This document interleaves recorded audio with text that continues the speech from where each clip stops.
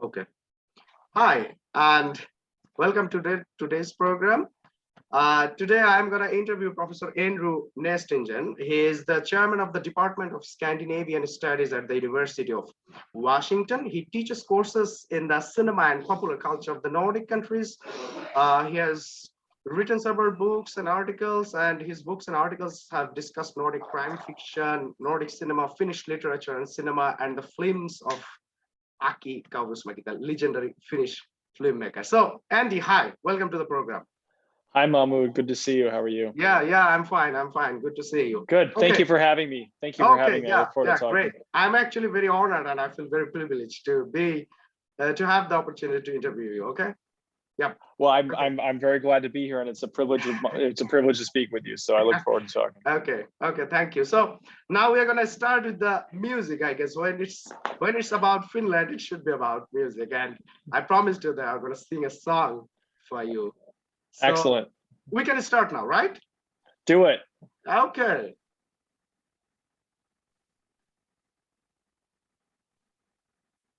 And I want to tell you something because I have some cough and cold. It's not very serious, but still it's a problem for me. So I think I will not be able to hit the high notes very clearly. So maybe I will not sing very good, but I think it will be quite okay. Okay. So maybe you'll get 9 of 10 stars instead of your usual 10 of 10. Okay. I think my passion for Finnish music will cover that. So no trouble. Excellent. Okay. Hello. So do you hear me? Okay. Hello.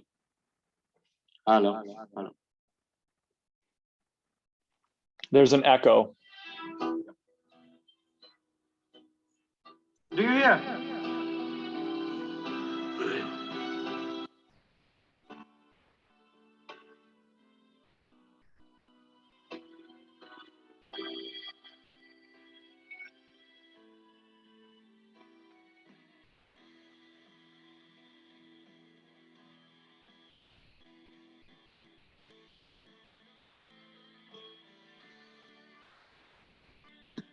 Aamukahvin vuoteeseen on tuonut rakkaalleen. Valo taittuu ikkunasta onnen hetkeen jokaiseen. Saapeiton alla koko päivän tehdä taikojaan. Ja tuntea kun lumi peittää maan. Hän risti kädet, käänsi katseen hiljaa ulospäin. Ja kiitti miten olkaan saanut rakkautta näin. Aina toivoi kyllä paljon, mutta saikin enemmän. Vaan ei uutta tiennyt hän. Niin pienen hetken rakkaus on lumivalkoinen. On puhdas niin kuin hanki helmikuisten aamujen. Voi kumpa joskus kauemmin sen loisto kestää vois. Paanillaan tullen katoaa ja tummuu aina pois. Ei koskaan kusuus saapuessaan lupaa katkeruus. Ja kuudeleita erottaa voi pieni ikuisuus. Kun lapsi pitkän päivän jälkeen sulin nukahtaa. Taipuuta kotiin palaamaan. Niin pienen hetken rakkaus on lumivalkoinen. On puhdas niin kuin hanki helmikuisten aamujen. Voi kunpa joskus kauemmin sen loisto kestää voi. Paanillaan tullen katoaa ja tummuu aina pois. Niin pienen hetken rakkaus on lumivalkoinen.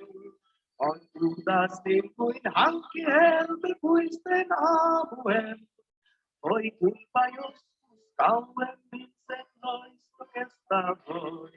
Paanillaan tullen katoaa ja tummuu aina pois. Niin aamu astui ikkunasta sisään huoneeseen. Valvottua taittoi vielä viestin kirjeeseen. Vihamalla katsoi, miten kaunis voikaan olla maa. Vaikkei ole Jumala, niin pienen hetken rakkaus on lumivalkoinen. On puhdas niin kuin hanki helmikuisten aamujen. Voi kunpa joskus kauemmin sen loistokesta pois. Paanillan tunne katoaa ja tummuu aina pois. Niin pienen hetken rakkaus on lumivalkoinen. On puhdas niin kuin hanki helmikuisten aamujen. Voi kunpa joskus kauemmin sen loistokesta pois. Paanillan tunnen katoaa ja tummuu aina pois.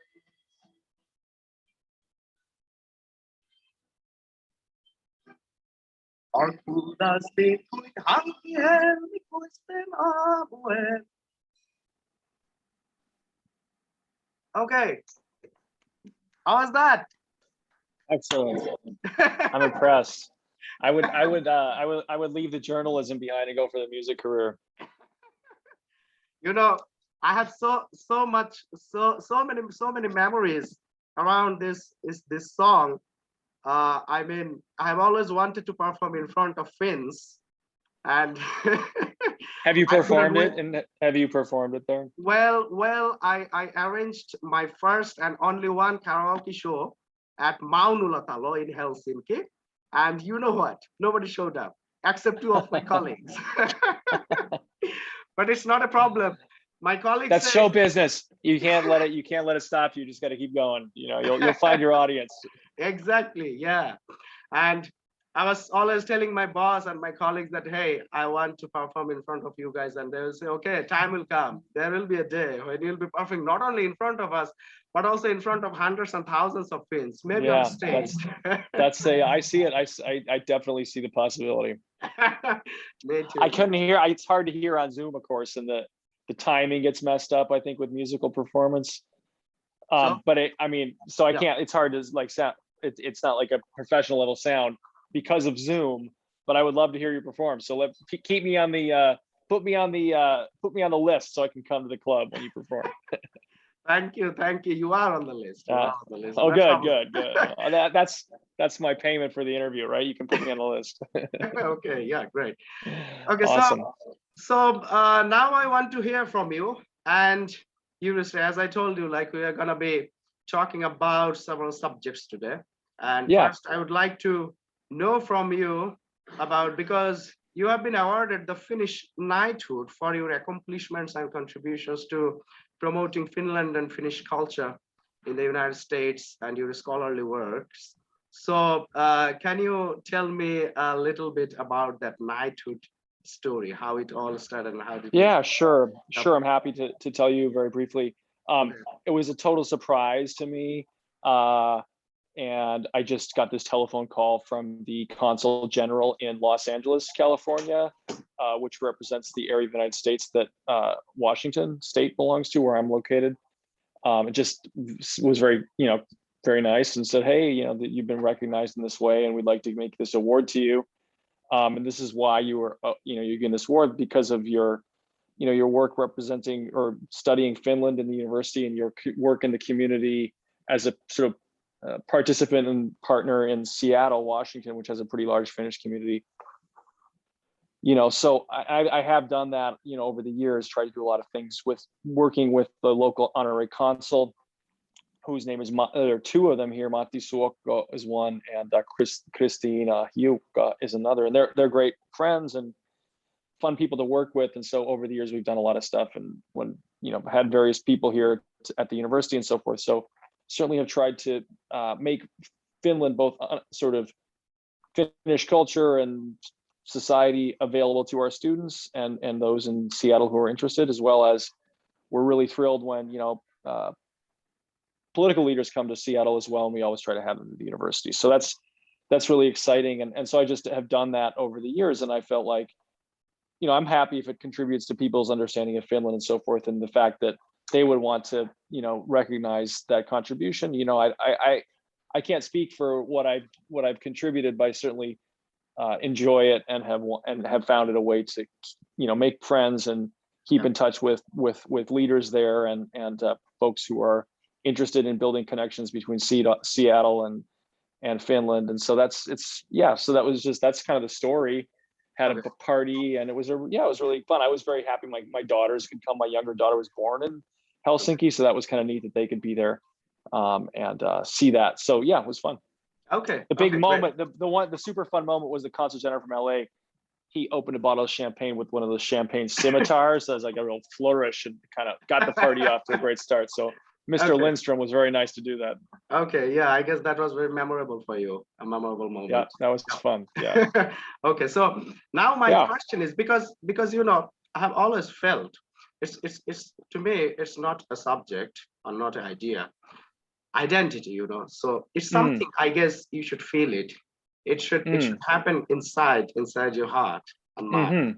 And because I feel very strongly about Finland and Finnish culture, and over the years I have read, I have studied about Finland, I have written about Finland, I have lived in Finland for 3 years, I have interacted with Finns, and I have felt that I feel more like a Finn, even though I don't live there anymore. I'm not a permanent resident or a citizen of Finland, and I don't have the Finnish knighthood like you, but still, I feel very Finnish. So my question to you is this: after you got the Finnish knighthood, did it make you feel more like Finn inside? You know what I'm talking about? Like, did you feel more like? Yeah, it's a good question.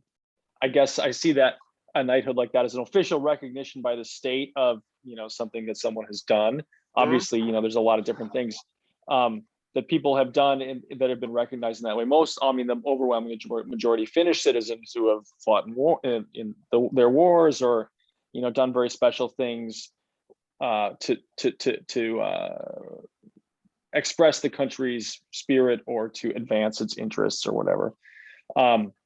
So I was very flattered, but it doesn't make me feel more Finnish. No, I feel like, I'm very pleased to be, I want to contribute, and it's nice to be recognized. But on the other hand, certainly there are many people who aren't recognized because their opinions are controversial, or they they too have made tremendous contributions, and perhaps their ideas aren't fashionable or something like that. So I think it's it's important to see that side of it too, that it's just one, it's another, it's an important recognition from the state's perspective, but on the other hand, it's important to recognize there are many, many ways to contribute, and it's that kind of building together that I think is most important. So I guess I feel like, the work is never done. You always continue, and I admire, like, our getting acquainted with you. I feel very inspired by your engagement, having read some of your articles and so forth.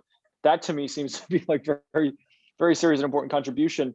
In some ways here, there's a lot of people who have Finnish roots or whatever. They know what it is, that's fairly easy to do.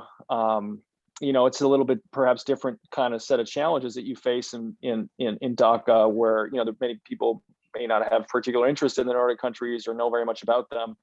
And that kind of consciousness raising and writing with intelligence and knowledge about that area, that seems to be very important. And I think that my view is, like, as we look ahead into the 21st century, a truly global engagement with one part of the world, say Finland, means a diverse and critical conversation, not just sort of people repeating what they've heard in Finland or something like that, or Finland projecting itself outward. It has to be a conversation. I thought that was, reading some of your articles about happiness, I thought that was a particularly interesting thing about what you're doing, so that you're asking questions from a perspective that don't usually, just geopolitically, they don't get asked so much from South Asia, looking at that Nordic model. So I think that's a super project, and I hope it's recognized, and whether by the state or whether by others, I hope that you continue with it, and you'll write your books and get a lot of glory, I'm sure. Thank you. Yeah, people like you are my inspirations. Whatever I'm doing for the last 5 years, we gotta stick together. We gotta stick together. Yeah, exactly. Because I feel like it's my responsibility, and it comes from within you. It comes from inside. I feel like it's my responsibility to tell the Finnish stories to the world and promote the Finnish culture and the Nordic culture and societies and their policies and the systems. Because, you know, these countries have been doing so well in so many areas of life, society, governance, and everything, you know, in many, many areas. So I think their stories are worth telling. So the world should pay more attention to that part of the world, the North Europe. Yeah. I think that's an important point that,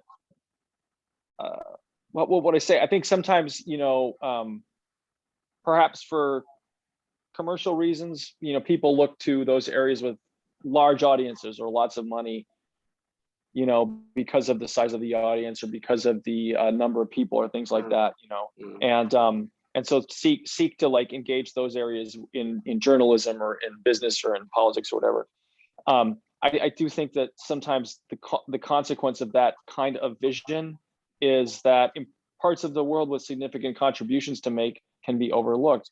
Of course, there's other dynamics there too. If you think of like the history of colonialism or history of imperialism or things like that, where there are also other reasons that certain parts of the world get more attention and others get less, and they have to do with, you know, a geopolitics of oppression and historical, you know, transfer of wealth from one part of the world to the other. And I think that, you know, people that's a harder history to look at, right? And so it's very important, but that's equally important. So, you know, that like knowing something about somewhere and being able to talk about it to an audience that is interested, you know, that's the first step. And then the stories can, you know, that you need a variety of them. So I'm all with you on that one for sure. Thanks. Okay, so now I want to talk to you about the films and cinemas of the great legendary Finnish filmmaker Aki Kaurismäki. You have already written a book on him, the cinema of Aki Kaurismäki. So you are the person who can enlighten me about this enigmatic, I would say. And he seems like a very unorthodox, and he's kind of a maverick, you know. He doesn't like he doesn't care about the conventions and norms. Very unorthodox person in how he makes films. So my question to you is this: Do you think Aki Kaurismäki in his films, by making films, he actually wants to perpetuate the typical Finnish stereotypes? You know, the Finnish people, they do not laugh, they don't smile that much, they don't talk that much, they're not that communicative, you know, they're socially or emotionally withdrawn. So do you think he's kind of actually trying to perpetuate that message, that stereotypes of Finnish people through his cinematic works? What's your opinion? It's a very good question. Yes and no, I guess would be my answer. I think that Kaurismäki, the first thing to think about when you think about Aki Kaurismäki is that he's a cinephile, right? He loves the history of the cinema, and he has spoken in many occasions about how he learned the cinema, which was by going to, you know, the cinema, to the film archives in Helsinki, and the cinema, the theater there run by the archives, and watching the Orion, it's called, watching the films, you know, 3 a day, 4 a day for his late teens and 20s. So he learned by watching. He was actually not admitted to film school ever. He tried, but they rejected his admission because they said he was too unorthodox. You know, they were right, and that was the genius, I guess, if you want to call it that he ended up driving his films. So I think that history of cinema is not about Finland. That's about his own particular passion and view of cinema. And that's, you know, that's auteur cinema. That's what auteurs do. They love the history of the cinema, and they engage it in conversation in their filmmaking. But he comes from Finland, you know, he has a kind of his own love-hate relationship with the country. And I think he speaks a lot about that in his films.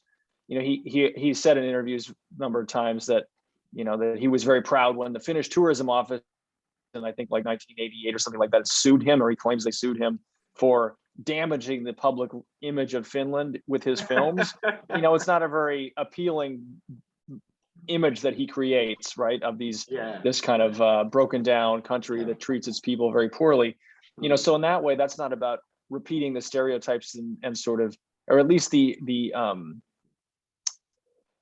affirmative and positive stereotypes that a national culture often likes to fix on. Rather, he has a much more kind of negative view, or a sort of realistic view. negative is maybe the wrong word, but a sort of more many-sided picture of the country and its culture and its past. And so I think there's a lot in that. There's a lot of irony in there where he makes these visual jokes and jokes that don't, you got to kind of, that's for a Finnish audience. I mean, you can't get the jokes unless you know the history, but at the same time, you know, that's not like, I mean, I always feel like, you know, he didn't get to an international standing in history in cinema by telling stories about Finland. That like the audiences out there that look at his films don't understand half of what he's talking about when it comes to the national stuff. What they recognize is a very knowing and savvy visual language, creative language that comes from the history of cinema. And so that I think is the international appeal. You know, his films really aren't very popular in Finland. I think the biggest success he's had is the Man Without a Past, and I think that sold like 100,000 tickets. You know, and the biggest films in domestic films sell like 500,000 tickets. So, you know, that's 20% of the biggest films, you know, in the last 25 years. So that by measure suggests his films don't really resonate that well with Finland, but Finnish audiences. But his films are these kind of art house films, and they appeal to a certain part of the audience, and not everyone wants to see them. And that's maybe another part of the story. It's a certain audience appeal, and it's not that general. So maybe that's why I say it's kind of a yes, no to your question. That definitely very interested in Finland, very interested in its power structures, commenting on the country, but at the same time not wanting to be a golden boy of, you know, expressing the national culture in alignment with what political leaders or business leaders would say about the country. Yeah, exactly. Like the tourism websites or the World Happiness Report, the way Finland is projected, maybe Aki Kaurismäki wants to portray differently. That is very well said. That is exactly right. Could I pause for a moment? I have to plug in my computer so I don't run out of, hold on one second here. Yes, no trouble.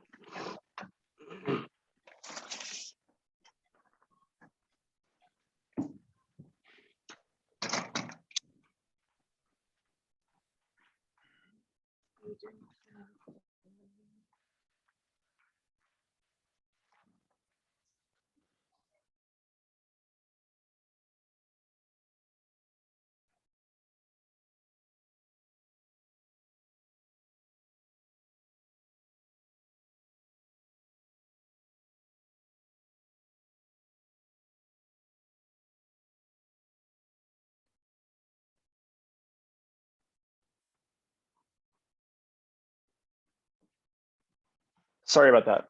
No trouble.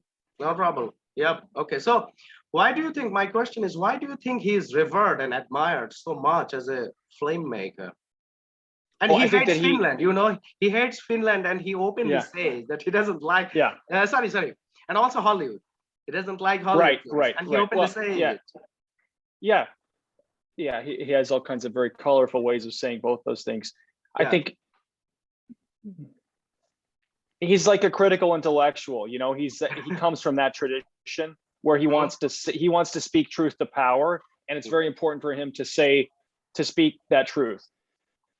And so that's, I think, a big part of it. It's about kind of a self-fashioning, you know, like many, you know, people, they earn their reputation by saying things in key circumstances that, you know, position themselves as well. And I think he's taken the opportunity to do that.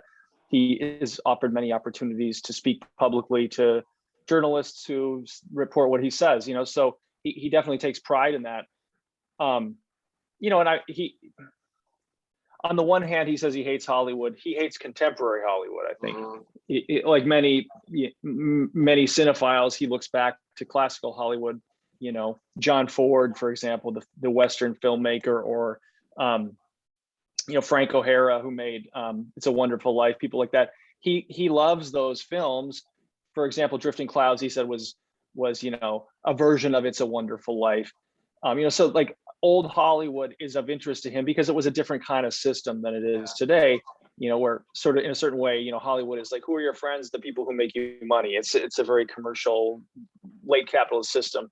And he is clearly strongly wants to voice his full-throated criticism of that economic system and the culture that it represents in Hollywood. Okay, yeah.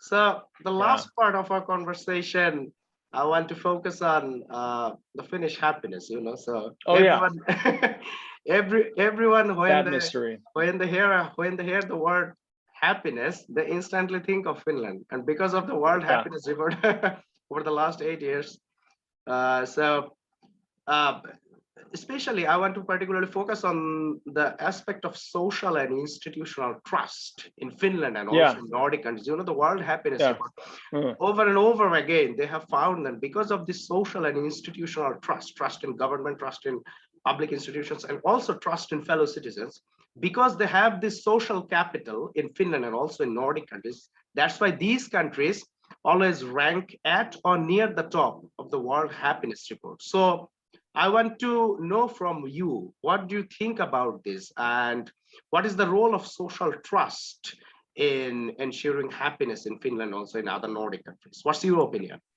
Well, I mean, I think that high levels of social trust correlate with low anxiety. You Mhm. feel confident that things will go down the way you expect, that they'll happen as they should, that the people who are elected officials will do things as they should, right? Trust is a sort of a proxy for a personal relationship, right? I don't know that person, but I know that they operate in a way that I would be comfortable with.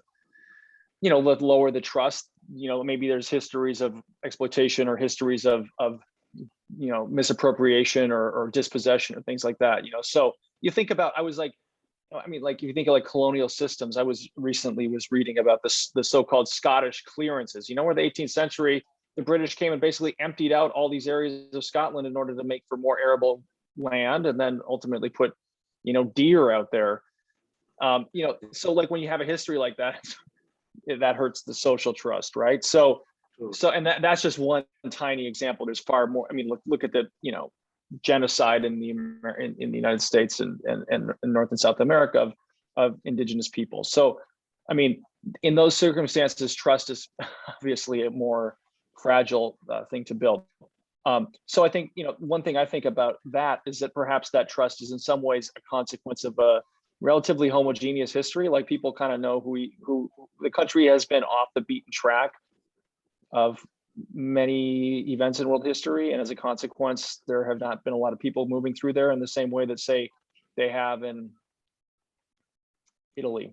Think of like the Roman Empire on forward, or think about other empires that had huge transfers of people moving through in and out all the time.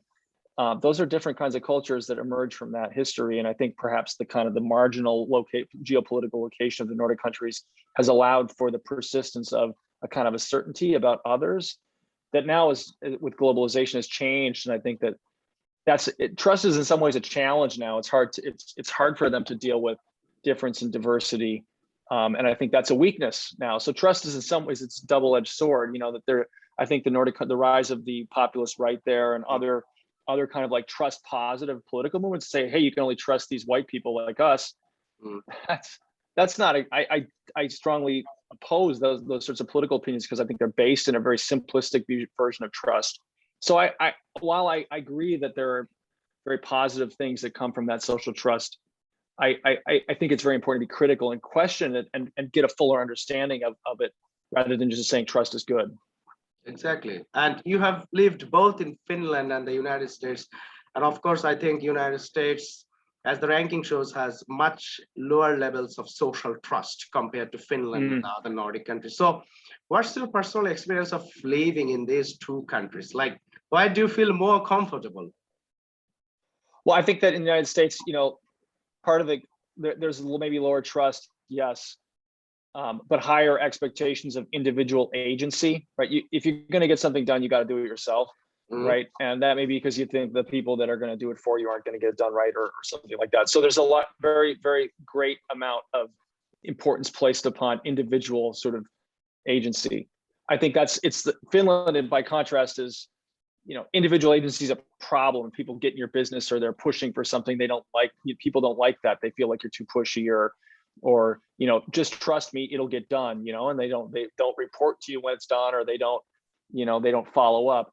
Here, that seems very passive. You have to kind of get out there and do stuff. And so I see, I don't know, I like when I'm there, I can get very sort of, if I've been there for a long time, I get a little bit frustrated sometimes with that passive kind of attitude. Like if you go somewhere and you're trying to gather some information, like say in a store or something like that, you can barely find where things are.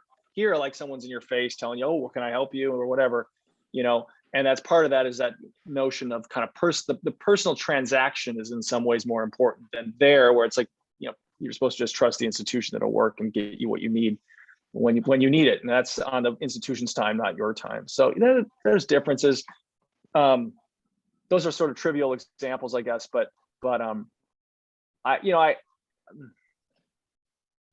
I guess I don't see a utopia on either end. The United States has very, very deep problems at this time, and I don't mean to minimize them or make light of them, but it's hard for me to develop the thought further than that. Okay, thank you.